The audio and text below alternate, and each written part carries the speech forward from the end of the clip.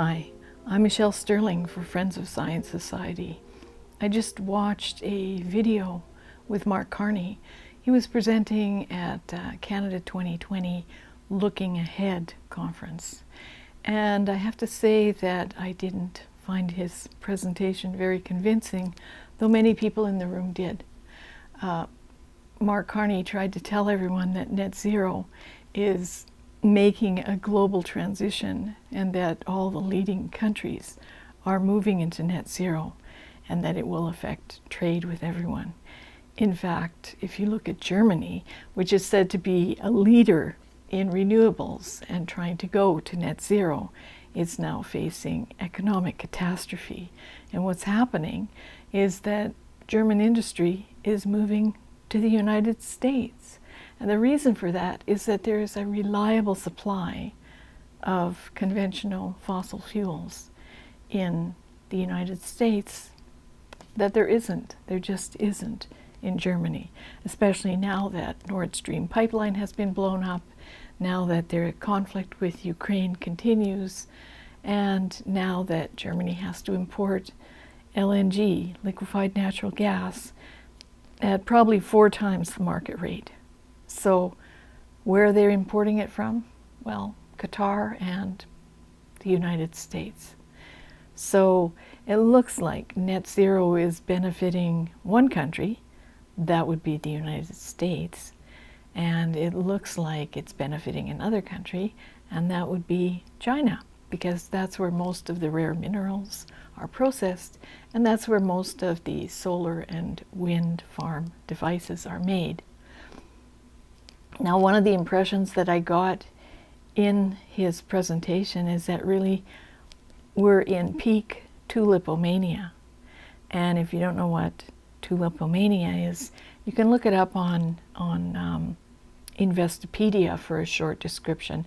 It describes a time period in the 1600s in Holland when there was an investment bubble actually in tulips. Yeah, really, in the flower, if you can believe it. And as described in this book, which is quite a good one, it says in Amsterdam in 1637, for the cost of a single tulip bulb, you could buy 4 oxen, 12 sheep, 24 tons of wheat, or 2 hogshead of wine, or 2 tons of butter, or 4 barrels of beer, or 1,000 pounds of cheese, or a single drinking cup, silver, or an oak bed, or a ship. So what has that got to do with net zero? Well, it has to do with the investment bubble process that Investopedia describes as, first of all, there's displacement. People are interested in this new market that would be like wind and solar and net zero products. So they get quite enamored with it. Then there's a boom where things really start taking off, like let's look at the electric vehicle boom. For a while there it was really going along swimmingly. Everybody was predicting that there would be electric vehicles everywhere and there wouldn't be a problem. And then there's this market euphoria where people start to feel like, wow, this is fantastic. Why didn't we ever think of investing in this before? And they throw caution to the wind. So this is when governments have been making predictions and policies stating that, say, by 2035, 100% of the vehicles or 50% of the vehicles will be EVs, and start making rules to try and force that. And so then there's a profit-taking period where people are just selling positions short. And so that would be as the smart market sees, like, oh, wait a minute, maybe this thing isn't working out as well as we thought. Those who are very advanced in stock market trading will start selling off their shares, and then you see these stocks start to fall. And then there's panic as everybody realizes, oh my gosh, it's not working, it's not a good investment, what are we going to do? Well, I think we see that now with things like Simon Michaud's report that came out just a couple of years ago. And he's a mining engineer and professor, and he wondered why all these people were talking about net zero, but they were never talking about the material supply chain. like if you're going to go to net zero, what does that require? Well, it requires copper and lithium and nickel and cobalt. So he did just a very simple sort of, well, it's very complex, but in mathematically it's fairly simple. He extrapolated the 2019 use of these minerals to what is proposed for 2050. And he found that it would take hundreds of years to mine what the minerals necessary, in some cases thousands of years. So that probably altered the market perception of how doable net zero is. And then there's the price of copper, for instance, is skyrocketing now, so much so that thieves are actually stealing copper from existing facilities, sometimes putting their lives at risk. So what's happened in Europe now is that the wind and solar farms cannot compete anymore. Even if they get a contract, they can't fulfill it because it costs them too much to make the wind farm. So it's really a bubble now, and it's a bubble that's bursting.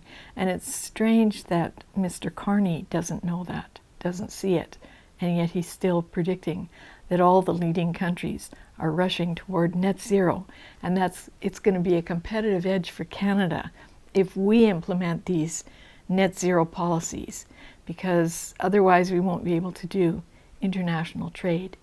And speaking of trade, one of the aspects of trade is, of course, carbon markets, and for that you need a price on carbon. But if you look at TulipOMania, I think it's really a perfect example what happened in Holland with the carbon markets, because what they were doing is they were actually making predictive sales on the offsets, meaning these extra little bulbs that are part of the original tulip bulb. And they were buying and selling bulbs that had not even been propagated yet. So,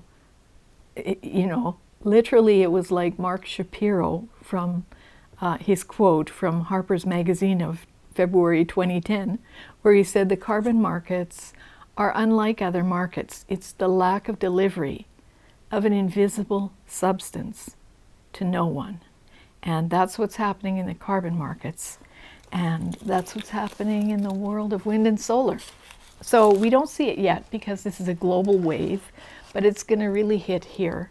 And, in 2018, the CEO of Iberdrola in Spain predicted that there would be a global Enron-style meltdown in the renewables industry. And the answer is simple. Why? Why is it happening?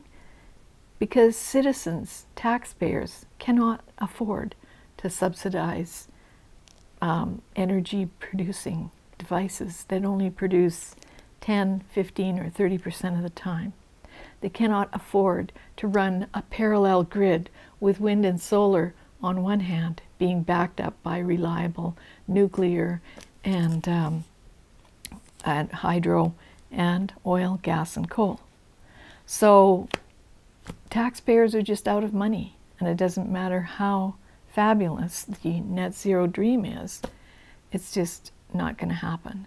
So you can read more about that in several reports that we have online. One of them, Robert Lyman, went through the recent budget and he wrote up all the materials that are related to climate investments. Robert Lyman also produced a report on the multipolar risk of how China actually has the corner on the market of refining and manufacturing advanced technologies, and the rest of the world is facing a serious problem in terms of energy security. So, we, in this mad rush for climate change and net zero, we've totally forgotten about energy security and what happened in North America in the 1970s when there was an Arab oil embargo. So we're not quite at that risk level right now because there is a lot more oil in North America domestically available. But we still are at risk because we're trying to push all of our advanced industries into materials that are cornered by China, really. And China has a plan to be the world's factory. It's called Made in China 2025. And they also have a plan to dominate the world. And that's their plan is to do that by 2049, which is 1 year shy of net zero 2050. And we also have another report on our blog, which is called Getting to Net Zero, which compares the Canada Energy Regulators reports and their mythical assumptions about how to get to net zero with a far more realistic and brutally honest report from the Canadian Centre for Policy Alternatives, which shows that the only way Canada will ever get to net zero is through cutting all of our personal emissions by 30 to 41%, and just declining economic growth, like a lack of economic growth and poverty for you and me. So you'd think that Mark Carney, a former banker, would be aware of those things, wouldn't you? But he didn't say anything about that in his talk of looking ahead. Watch his talk, see for yourself, read our materials, make up your own mind. For Friends of Science Society, I'm Michelle Sterling.